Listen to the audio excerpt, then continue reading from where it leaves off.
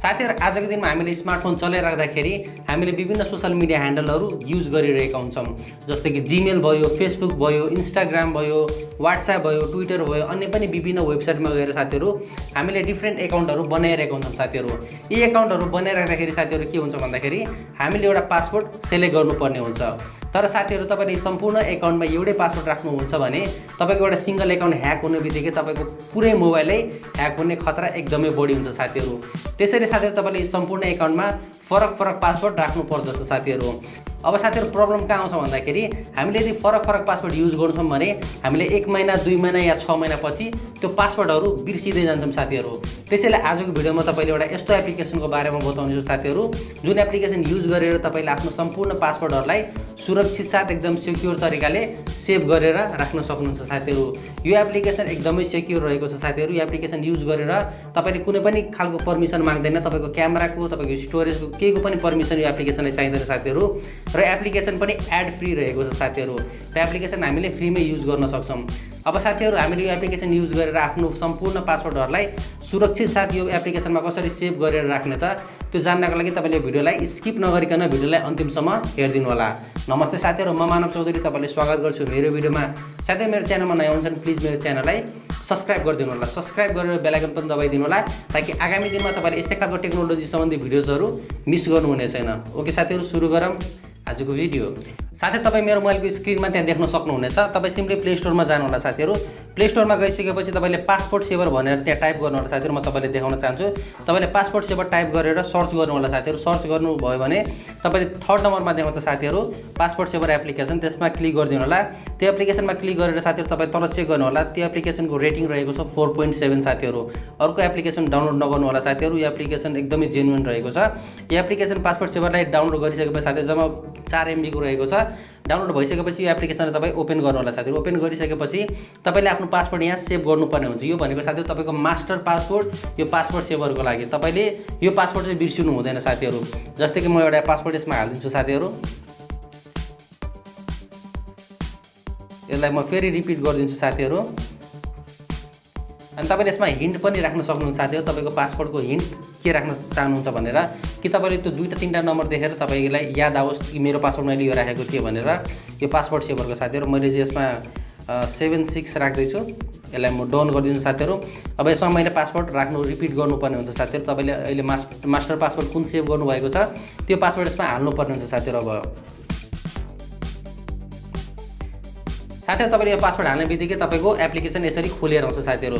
यसमा तपाईले देख्न सक्नुहुन्छ तपाईको इमेल रहेको छ, website, computer, pin codes, wifi, social networks अनि अदर्स पनि रहेको छ साथीहरु। तपाईले सिम्पली यसमा साथीहरु तपाईको सोशल मिडिया नर्मली साथीहरु हामीले सोशल मिडिया ह्यान्डलहरु चलाइरहेको हुन्छौं। त्यसैले तपाईले सिम्पली सोशल मिडियामा क्लिक गर्न सक्नुहुन्छ अथवा तपाईले इमेल, वेबसाइट जेमा क्लिक गर्दा पनि केही फरक पर्दैन साथीहरु। फर एक्जाम्पल म सोशल नेटवर्कमा क्लिक गर्छु साथीहरु। सोशल नेटवर्कमा क्लिक गर्न बित्तिकै तपाईले यस्तो खालको अप्सन हो साथीहरु। त्यसपछि तपाई यसमा प्लसको आइकन देख्न सक्नुहुन्छ। राइट ह्यान्ड साइड टपमा रहेको साथीहरु प्लसको आइकनमा तपाई क्लिक गरिदिनु होला। त्यसपछि तपाईको सोशल ह्यान्डलको नाम के रहेको छ त फर एक्जाम्पल म यसमा फेसबुक राख्दिनु साथीहरु। तपाईको फेसबुकको पासवर्ड राख्नु होला साथीहरु। तपाईको फेसबुकको पासवर्ड के राख्नु भएको छ त फर एक्जाम्पल मानव 1 2 3 4 5 मैले मेरो फेसबुकको पासवर्ड राखेको छु साथीहरु। यसलाई म डाउन गरिदिन्छु साथीहरु। तपाईले देख्न सक्नुहुन्छ यसरी फेसबुक गएर आउँछ साथीहरु। तपाई फेरि प्लसको आइकनमा जानु होला। प्लसमा गएर फेरि तपाईलाई अब इन्स्टाग्राम हाल्नु होला साथीहरु। म इन्स्टाग्राम पनि चलाउँछु साथीहरु। त्यसैले इन्स्टाग्रामको यहाँ टाइप गरेर त्यसपछि पासवर्ड फेरि सेलेक्ट गर्नु होला साथीहरु। तपाईले के राख्न सक्नुहुन्छ भनेर म चाहिँ र्यान्डम पासवर्ड जे पनि राख्दिन्छु साथीहरु। यसरी तपाईको तपाई जुनसुकै पासवर्ड पनि राख्न सक्नुहुनेछ। यसरी तपाईले सेभ गरिदिनु साथीहरु। तपाईले देखिहाल्नुभयो फेसबुक, इन्स्टाग्राम आइसकेको छ। अब म यसमा व्हाट्सएप राख्छु साथीहरु। तपाईले देख्नु होला यसमा म व्हाट्सएप राखेर यसमा व्हाट्सएपको पासवर्ड पनि म र्यान्डमली जे पनि राख्दिन्छु साथीहरु। तपाईको जे छ त्यही राख्नु होला साथीहरु। यसरी म डाउन गरिदिन्छु। अब साथीहरु मेरो यो 3 टा सोशल नेटवर्कको पासवर्डहरु मैले यसमा सेभ गरिसकेको साथीहरु। म तपाईलाई ब्याक गरेर देखाउन चाहन्छु साथीहरु।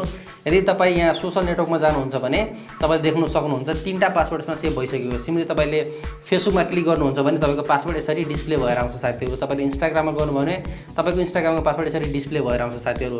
अब साथीहरु म फर एक्जाम्पल यसमा इमेल भनेको एउटा म जीमेलको यसमा पासवर्ड एउटा सेभ गर्छु साथीहरु। यहाँ म जीमेल राखिदिन्छु। जीमेल राखेर तपाईले एउटा पासवर्ड सेलेक्ट गर्नु होला साथीहरु। फर एक्जाम्पल मानव 54321 मेरो जीमेलको पासवर्ड रहेको साथीहरु। म यसमा डाउन गरिदिन्छु। मेरो जीमेलको पासवर्ड पनि सेभ भइसकेको छ साथीहरु। अब साथीहरु तपाईले यो एप्लिकेसनलाई कट गरिदिनु होला यसलाई। अब तपाईँले एप्लिकेसन खोल्दाखेरि तपाईँको पासवर्डहरू कसरी सेभ भएर बसेको हुन्छ त म त्यो तपाईँले देखाउन चाहन्छु साथीहरू। तपाईँ सिम्पली यहाँ पासवर्ड सेभरमा जानु होला। त्यहाँ गइसकेपछि तपाईँले मास्टर पासवर्ड जुन सुरुमा सेलेक्ट गर्नुभएको थियो त्यो मास्टर पासवर्ड यसमा हाल्नुपर्ने हुन्छ साथीहरू। म मेरो मास्टर पासवर्ड यसमा हालिदिन्छु। मास्टर पासवर्ड हाल्ने बित्तिकै तपाईँको पासवर्ड सेभर यसरी खुलेर आउँछ साथीहरू। खुलेर आइसकेपछि तपाईँले देख्न सक्नुहुन्छ सोसल नेटवर्कको 3टा पासवर्ड मैले सेभ गरेको छु र इमेलको एउटा पासवर्ड सेभ गरेको छु। सिम्पली तपाईँ सोसल नेटवर्कमा क्लिक गरेर तपाईँको फेसबुक, इन्स्टाग्राम या वाट्सएपको पासवर्ड तपाईँ यसरी हेर्न सक्नुहुन्छ, या तपाईँले सिम्पली इमेलमा गएर आफ्नो इमेलको पासवर्ड पनि यसरी हेर्न सक्नुहुन्छ साथीहरू। यो तरिकाले तपाईँको वेबसाइट अथवा पिनकोडहरू, एटिएमको पिन भयो साथीहरू, तपाईँले सम्पूर्ण कुरा यसमा सुरक्षित साथ सेभ गरेर राख्न सक्नुहुन्छ साथीहरू। म तपाईँलाई ग्यारेन्टी दिन्छु यो एप्लिकेसन एकदमै सुरक्षित रहेको छ। किनभने साथीहरू म तपाईँलाई प्रुफ पनि देखाउन चाहन्छु। साथीहरू हामी सेटिङमा जान्छौँ। सेटिङमा गइसकेपछि साथीहरू हामी एप्समा जान्छौँ साथीहरू। एप्समा गइसकेपछि हामी यहाँ म्यानेज एप्समा गएर साथीहरू यो पासपोर्ट सेभर एप्लिकेसनलाई ओपन गरेर साथीहरू तपाईँ देख्न सक्नुहुन्छ एप परमिसन भनेको छ। एप परमिसनमा तपाईँले क्लिक गर्नुभयो भने साथीहरू तपाईँ देख्न सक्नुहुनेछ नो परमिसन एलाउड भनेको छ साथीहरू। कुनै पनि परमिसन यसमा एलाउड गरिएको छैन। तल तपाईँले देख्न सक्नुहुन्छ साथीहरू स्टोरेजमा पनि यसमा डिनाइड भनेको छ साथीहरू। स्टोरेजको परमिसन धरि यसले माग्दैन साथीहरू। देख्नुभयो साथीहरू यो एप्लिकेसन कति सेक्योर रहेको छ त। यो एप्लिकेसनलाई तपाईँले कुनै पनि खालको परमिसन दिनु पर्दैन। क्यामेराको, स्टोरेजको अथवा कुनै पनि किसिमको तपाईँले यो एपलाई परमिसन नदिए पनि यो एप्लिकेसन मजाले काम गर्ने गर्छ साथीहरू। त्यसैले साथीहरू तपाईँले यो एप्लिकेसनको युज गरेर तपाईँको विभिन्न सोसल मिडिया ह्यान्डल अथवा कुनै पनि वेबसाइटको पासवर्ड तपाईँले सेभ गरेर सिक्योरली यो एप्लिकेसनमा तपाईँले राख्न सक्नुहुन्छ। र तपाईँले एउटा पासवर्ड चाहिँ सम्झिनु पर्ने हुन्छ साथीहरू, जुन तपाईँले मास्टर पासवर्ड राख्नुहुन्छ यो पासवर्ड सेभर एप्लिकेसनमा। साथीहरू तपाईँले भिडियो कस्तो लागेको छ प्लिज मलाई तल कमेन्ट गरेर अवश्य पनि भनिदिनु होला। भिडियो मन परेको छ भने प्लिज मेरो भिडियोलाई लाइक पनि गरिदिनु होला। साथीहरू मेरो च्यानलमा नयाँ हुनुहुन्छ भने प्लिज मेरो च्यानललाई सब्सक्राइब गरेर बेल आइकन पनि दबाइदिनु होला, ताकि आगामी दिनमा तपाईँले यस्तै खालको टेक्नोलोजी सम्बन्धी भिडियोजहरू मिस गर्नुहुने छैन। ओके साथीहरू, आजको लागि यति नै। जय नेपाल।